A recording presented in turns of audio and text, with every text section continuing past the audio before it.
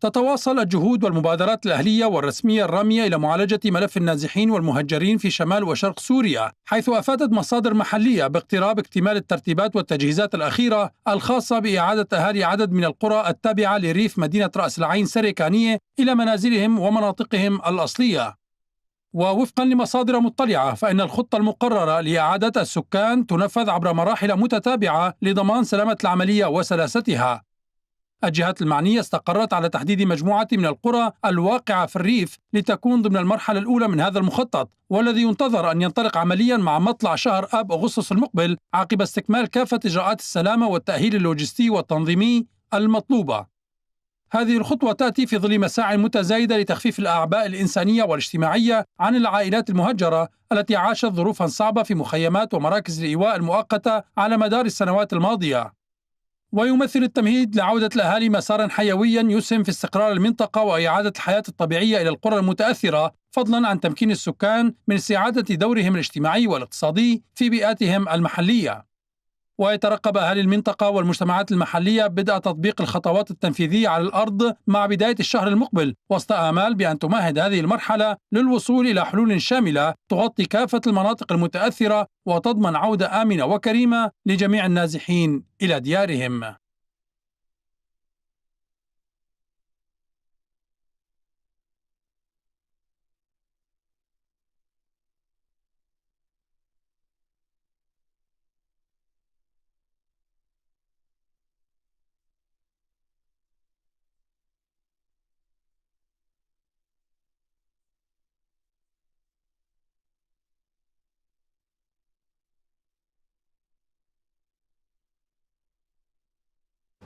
وللحديث أكثر معنا من الحسكة محمد حاجو، عضو لجنة المهجرين في سريكانية.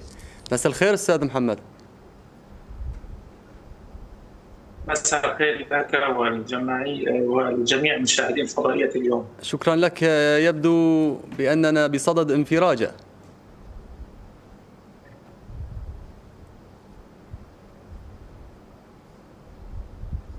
أستاذ محمد، انقطع الصوت عندي بس. طيب، يبدو بأن الأمور بدأت تتحلحل فيما يخص المهجرين. طبعا هناك قرارات إيجابية بخصوص العودة مهجرين رأس العين السريكانية. في الآونة الأخيرة تم عقد الاجتماع مع الوفد الرئاسي وقيادة العامة للقوات الأمن الداخلي في الحسكة وبين لجنة المهاجرين السريكانية بخصوص بعد استمرار أكثر من شهر ونصف، يعني أكثر من شهر ونصف من قيام مجموعات أو منظمات بإنشاء أو الغام على أرياف وقرى تابعة لمدينة رأس العين عن طرق رئيسية نتيجة الحرب والدمار اللي دامت أكثر من 7 سنوات. قام الفرق الهندسية تابعة للحكومة السورية وبعض منهم كان تابع لقوات الأمن الداخلي أو الأصايش في مدينة التمر. نعم. بتنظيف بعض المناطق والقرى الرئيسية إلى مدينة سريكانية، وهذه مؤشرات إيجابية أن تقوم بعودة الخطوة الأولى لعودة بعض المهجرين الذين أماكنهم آمنة. ومقصد بهذه الكلام أنه الأرياف أو القرى تابعة لمدينة سريكانية ورأس العين بأن يتم عودتهم إلى قراهم في أقرب وقت ممكن يعني.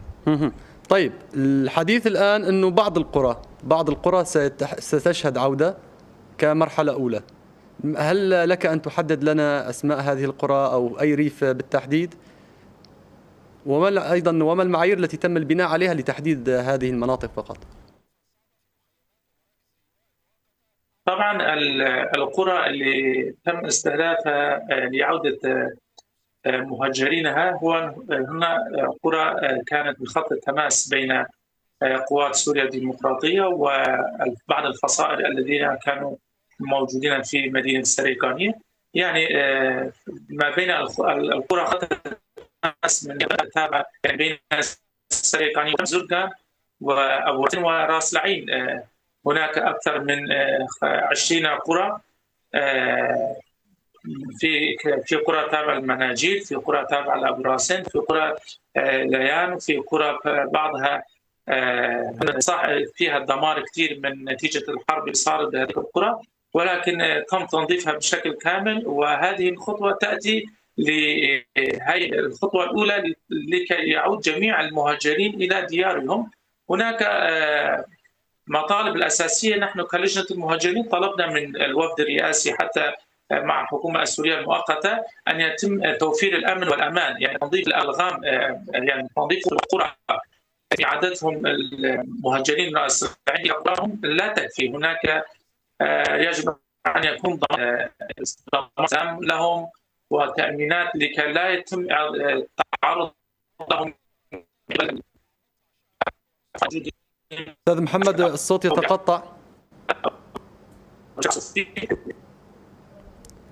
أستاذ محمد، نعم في خلل تقني في وصول الصوت، أرجو أن يتم التعامل مع هذا الخلل. تسمعني الآن أستاذ محمد؟ طبعا عم نسمع. هناك بيننا وبين مؤقتة بأن يتم عدد أهالي القرى التماس بين السريقانية وتلتمر والسريقانية أبو راسين، بأن يتم بحيث أن لا يتم تعرضهم للخطر أو لاعتقالات التعسفية التي حصل قبل فترة في مدينة السريقانية وقراهم بشكل خاص. وهذه ما قام بها وعد من قبل الحكومة الوفد الرئاسي أن إذا يتم إعادة بعض عائلات الذين يتم تنسيقها مع لجنة المهاجرين ومع الوفد الحكومي سيتم توفير لهم الأمن والأمان وأنهم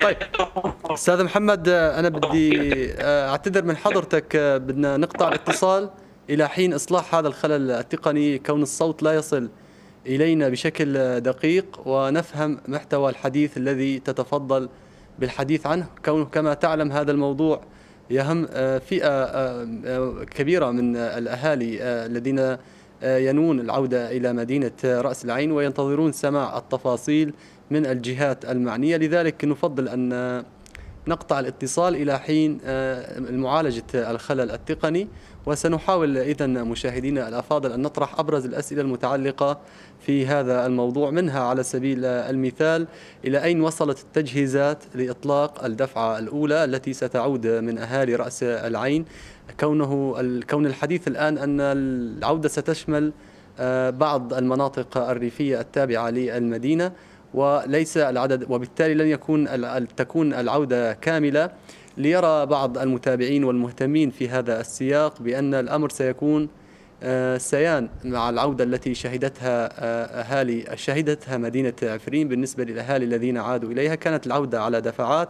يبدو أن الأمر سيان فيما يتعلق بمدينة رأس العين، ولكن لم نفهم حتى اللحظة لما كون مدينة رأس العين أقرب إلى مدن الحسكة وأريافها من عفرين ومقارنة مع عفرين والحسكة، وبالتالي المفروض أن تكون الأمور أسلس وعملية العودة أسرع بسبب قرب المسافة، وخاصة أن أغلب الذين نزحوا من رأس العين اختاروا كوجهة مدينة الحسكة وأريافها، وفي ظل قرب هذه المسافة والتقارير التي تحدثت في وقت سابق عن إزالة أغلب الألغام على الطرق التي تصل ما بين مناطق الحسكة ورأس العين، يفترض أن تكون العودة أسلس وأسرع، وتأخرت حتى هذه اللحظة. يبدو بأن الأستاذ محمد بات جاهزا معنا الآن. مرحبا عن جديد أستاذ محمد. مرحبا بك وبجميع المشاهدين فضيلة اليوم. شكرا لك. لم يبقى لدينا وقت كثير، سنستغله بأغلب الأسئلة وعبر الطرح أو عبر أعطائنا إن سمحت أجوبة مباشرة. الآن الحديث أن العودة ستشمل فقط بعض الأرياف وكدفعة أولى من الأهالي. أعطينا تفاصيل أكثر حول هذا الموضوع أستاذ محمد. طبعا نحن كلجنة المهاجرين قمنا بالتنسيق مع الوفد الرئاسي الموجودة في مدينة الحسكة ومع محافظ الحسكة بأن يتم بعد الإزالة بعد الألغام على ببعض القرى التابعة لمدينة سريقانية على خط الزرقان أبو راسين وسريقانية وتلتمر وسريقانية، ويعني قد تقارب العدد إلى 20 قرية الآن. هناك امور يتم تجهيزها لكي يتم العوده باقرب وقت، اي تبدا بشهر 1 آب ان يتم العوده قافله من تتالف حوالي من 50 الى 60 عائله الى مدينه سريكاني، وان يتم توفير لهم المستلزمات الاساسيه وتوفير الامن والامان لهم من قبل القوات الامن الداخلي التابعه لمحافظه الحسكه. طيب المعايير التي تم البناء عليها لاختيار هذه القرى التي ستشهد العودة الآن وتبدأ عودة الأهالي مطلع شهر آب القادم؟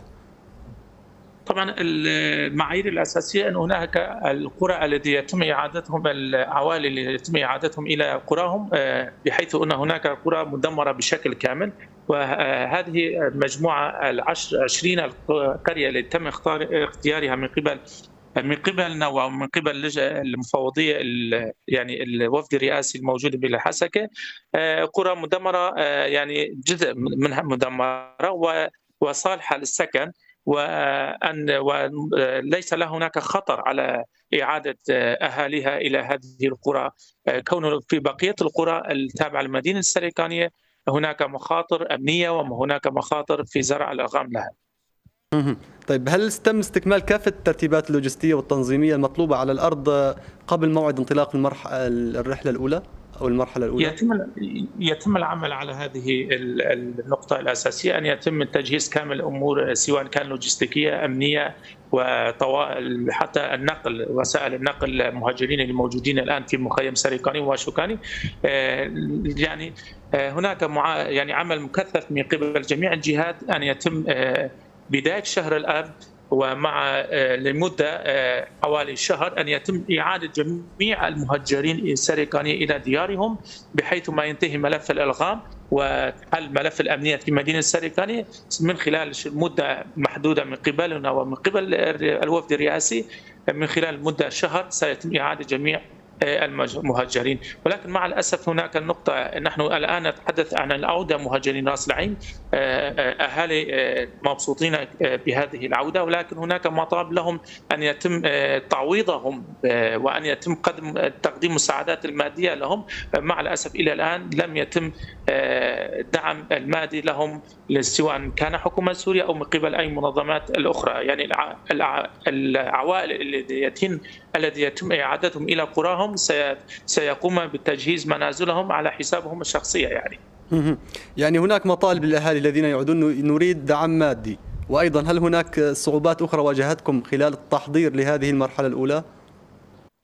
طبعا هناك تدخلات، هناك بعض الجهات لا تريد أن يتم أن ينحل ملف المهاجرين راس العين، ونحن بهذا الموضوع نخص الدولة التركية. هناك تدخل بشكل مباشر في ملف المهاجرين راس العين، ونحن كمهاجرين راس العين سريكانية قمنا من خلال فعاليات ونشاطات في مدينة الحسكة بضغط على وفد رئاسي على محافظة الحسكة من خلال فعاليات بشكل يومي أن يتم الحل هذه الملف بعد أن حصل اتفاقية بين قوات سوريا الديمقراطية وحكومة سوريا. وهناك كان تهرب من قبل الوفد الرئاسي وبعض الضغوطات اللي قام بها أهالي السريكانية، فشفنا أنه بالفترة الأخيرة قام الوفد الرئاسي وشكل بتنفيذ الاتفاقية بتحرك جادة بموضوع مهاجرين راس العين، ونأمل أن يستمر هذه التحرك بشكل إيجابي أن يتم إعادة جميع المهاجرين. طيب كيف سيتم التعامل مع أهالي القرى الأخرى غير المشمولة بهذه المرحلة الأولى، وهل من جدول زمني لهم أيضا؟ طبعا نحن هي القرى اللي تم اختيارها قمنا بالتنسيق مع المجلس ومع اللجنه كلجنه المهاجرين، حتى مع وفد رئاسي تم اختيار هذه 20 قرى.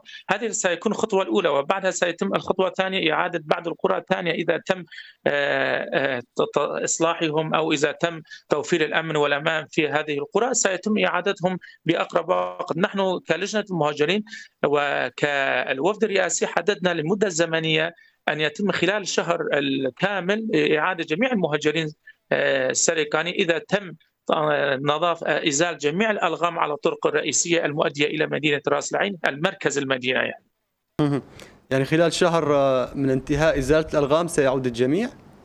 طبعا هناك يعني الشهر بالنسبه لنا كثيرا، لانه هنا مدينه راس العين تعلمون جميعا هي مرتبطه بمحافظه الحسكه، لا تبعد عن مدينه التمن سوى 30 كيلومتر يعني، فهذه المسافه قريبه جدا.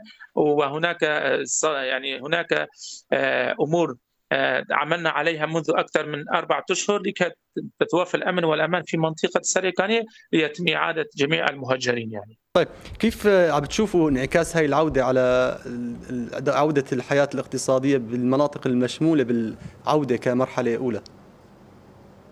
طبعا هلا الوضع الاقتصادي بمدينه راس العين وقراها تابعه لها مدمره بشكل نهائيه، يعني مدينه راس العين صار لها اكثر من 7 سنوات عم تعاني من ازمه اقتصاديه، يعني نحن نقدر نقول بعد ما عادت بعض العوائل الى مدينه السريكانيه ورصدونا الاجواء الموجوده الان في مدينه السريكانيه انه مدينه مدمره بشكل شبه كامل، يعني البنيه التحتيه مدمره، هناك خدمات سيئه، هناك اقتصاد سيئه، وهناك المدينه بحاجه الى دعم وبحاجه الى الدعم الاقتصادي ومعنوي لحتى يعيد مدينة السريكانية إلى قبل 2019، أي بمعنى قبل هجوم الدولة التركية على مدينة السريكانية. ولهذه بخصوص هذه الملف نحن نسقنا مع بعض المنظمات الدولية والمحلية أن يلعبون دورهم في مدينة السريكانية إذا تم إعادة جميع المهاجرين. وهناك مفوضية اللاجئين والصليب الأحمر السوري دولي يعني قاموا بوعود إذا تم إعادة جميع المهاجرين سيقومون بدعم المهاجرين في مدينة راس العين، سواء كان بالدعم المادي أو المعنوي يعني لهم. هذا الدعم سيقدم عندما تنتهي عملية عودة جميع أهالي رأس العين من قبل منظمات تابعة للأمم المتحدة؟ طبعا انعقد امبارح اجتماع بين محافظة الحسكة ومسؤول في يونيسف مفوضية اللاجئين، وقاموا باستعادتهم إذا تم إعادة جميع المهاجرين سيقومون بدعم مهاجرين الذين يتم إعادتهم إلى مدينة السريكانية. ونحن نسقنا معهم منذ فترة أن يقوموا بواجباتهم تجاه المهاجرين السريكانية، وهناك منظمات شكل يوم تزور مدينة رأس العين لكي يقوموا بتجهيزات في المدينة، يعني تعرفوا المدينة شبه مدمرة نتيجة الصراع اللي موجودة في مدينة رأس العين. طيب أخيرا وليس آخرا، هذه الخطوة إذن فتحت الباب أمام حلول شاملة ومستدامة لملف النازحين.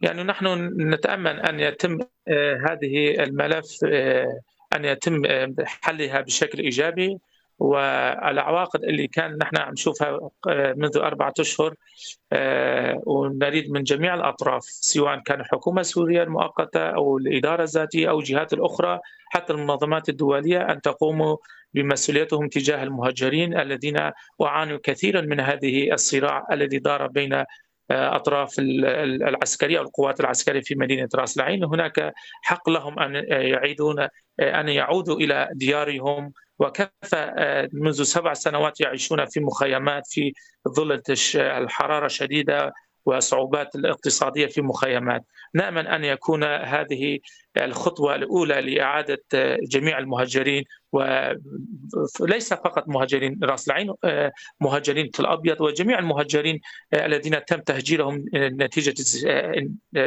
الحرب في سوريا. طيب أخيرا أستاذ محمد، ما رسالتكم للأهالي المستعدين للعودة، وما النداءات الموجهة للجهات المعنية لدعم استقرارهم؟ نحن نطلب من الأهالي ودائما نناشد أهالي رأس العين أن يتم العودة بشكل جماعي وليس بشكل فردي. بشكل جماعي يعني اللي مستعد، يعني اللي حاليا بده يشمل الدور بالعودة لوين يتوجه؟ شو يعمل؟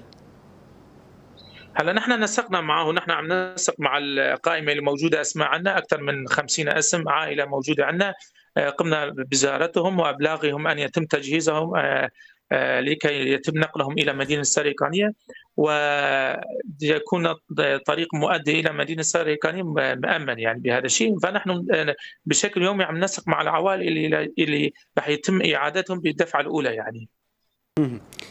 عندك أي رسالة لهم أستاذ محمد؟